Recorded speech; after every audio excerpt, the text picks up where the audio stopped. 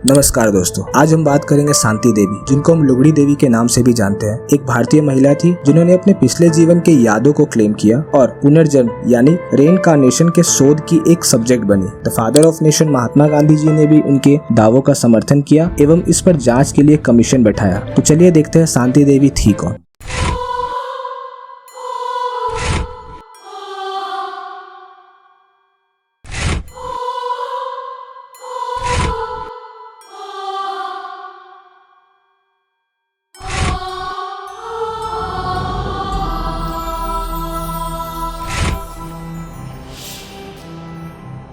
शांति देवी के बारे में जानने से पहले हम लोग यह समझते हैं कि पुनर्जन्म क्या है। पुनर्जन्म, जिसे पुनर्जन्म या स्थानांतर गमन के रूप में भी जाना जाता है, एक फिलोसॉफिकल और रिलीजियस कॉन्सेप्ट है कि एक लिविंग बीइंग का नॉन फिजिकल एसेंस यानी बायोलॉजिकल डेथ के बाद एक नए शरीर में नया जीवन शुरू करना, जिसे पुनर्जन्म या रेनकार्नेशन कहते हैं। रेनकार्नेशन से जुड़ी सभी मान्यताओं में आत्मा को अमर माना जाता है। माना जाता है कि आत्मा अमर है। मृत्यु के बाद आत्मा फिर से जीने के लिए एक नए शिशु में ट्रांसमाइग्रेट हो जाती है। ट्रांसमाइग्रेशन शब्द का अर्थ है डेथ के बाद आत्मा का एक शरीर से दूसरे शरीर में जाना।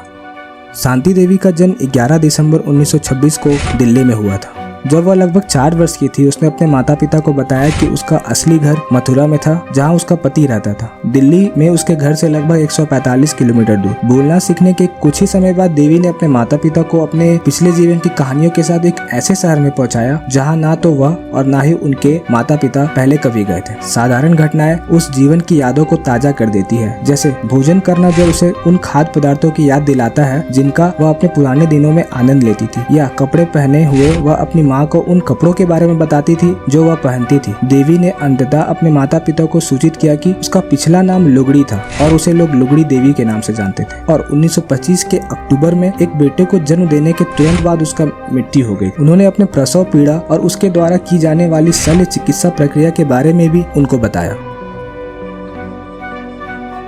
शांति देवी 4 साल की उम्र तक पूरी तरह से सामान्य शिशु के रूप में दिखाई दी। जब उन्होंने लगभग 145 मील दूर मथुरा नामक शहर में अपनी पिछले जीवन के बारे में घुमाना शुरू कर दिया। देवी ने शहर के सभी दुकानों और गलियों का विस्तार से विवरण किया। उसने अपने पति के बारे में भी बात करना शुरू कर दिया, जिसका नाम उसने 9 साल की उम्र तक नहीं बताया। उसने बताया कि उसका पति एक व्यापारी है, वह गोरे रंग का है, उसके गाल पर एक मस्से है और वह पढ़ने के लिए चश्मे का प्रयोग करता है। लेकिन जब देवी ने खुलासा किया कि उसके पति का नाम पंडित केदारनाथ चौबे है, जिन्हें कभी कभी केदारनाथ भी कहा जाता है, तो परिवार के एक दोस्त ने यह पता लगाने का फैसला किया कि क्या वह जो कह रही है उसमें कोई सच्चाई है या नहीं। मित्र ने मथुरा में केदारनाथ नाम के एक व्यापारी को देवी के असामान्य यादों के बारे में पूछने के लिए एक पत्र भेजा। मित्र को आश्चर्य हुआ। नाथ ने सभी विवरण की पुष्टि करते हुए वापस लिखा। नाथ भी स्थिति का जायजा लेने के लिए देवी के घर एक रिश्तेदार को भेजने के लिए तैयार हो गए। उसने ज्ञान की परीक्षा लेने के लिए रिश्तेदार को पहले देवी के सामने लाया गया और उसके पति के रूप में पेश किया गया। देवी ने मूर्ख नहीं बनाया और कहा कि नहीं, यह उसके पति का चचेरा भाई है। नाथ और वह बच्चा जो लुगड़ी के साथ था, जो अब 10 वर्ष का है, स्वयं घर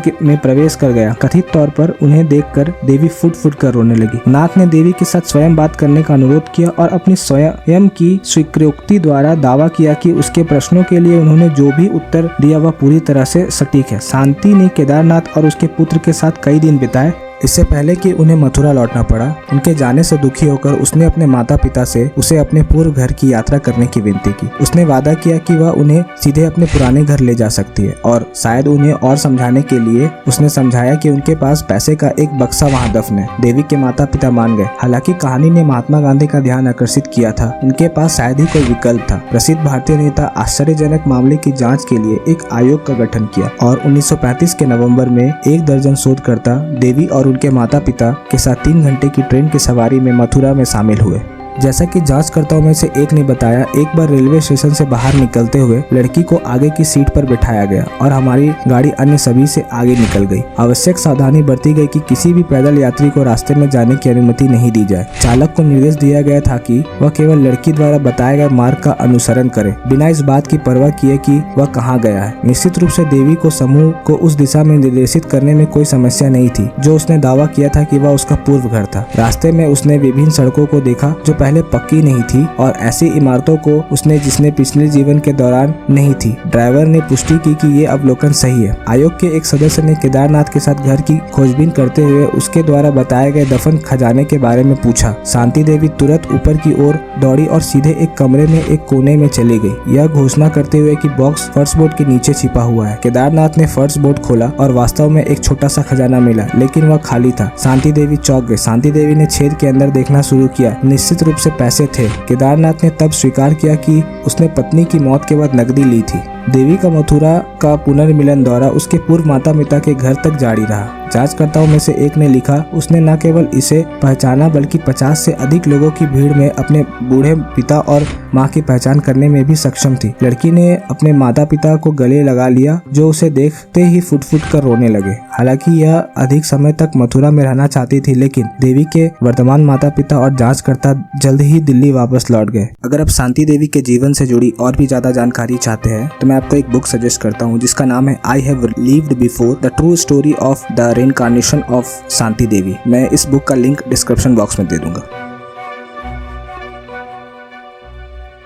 कई लोगों ने इसे अपने धार्मिक विश्वास की पुष्टि के रूप में देखा, जबकि कुछ लोग इसकी स्पष्ट विश्वसनीयता के बावजूद अभी भी विश्वास करने के लिए तैयार नहीं थे। शांति देवी के वर्तमान माता पिता ने पहले यह मानकर शांति देवी के दावों का खंडन किया था कि उसकी ओर से यह बचकाना अभियान था, लेकिन बाद में सभी सबूतों के साथ यह स्पष्ट हो गया कि शांति देवी बिल्कुल झूठ नहीं बोल रही थी। और जहाँ तक शोधकर्ताओं का सवाल था, उन लोगों ने बताया कि शांति द्वारा किए गए सभी क्लेम सही थे। उन लोगों ने यह भी बताया कि शांति देवी द्वारा सभी 24 क्लेम पर्याप्त थे कि इस बात की पुष्टि की जा सके कि शांति देवी सच बोल रही है। छोटी सी उम्र में ही 24 बयान प्राप्त करना कोई ऐसी चीज नहीं है जिसकी योजना बनाई जा सके। इतनी कम उम्र की लड़की के लिए नाम, चेहरे और अतीत की यादों के बारे में इतने सारे विवरण याद रखना मुश्किल है। तो ये थी शांति देवी की कहानी कैसी लगी कमेंट करके जरूर बताएं। वीडियो को लाइक, चैनल को सब्सक्राइब जरूर करें। अगर वीडियो अच्छा लगा तो अपने दोस्तों के साथ जरूर शेयर करें।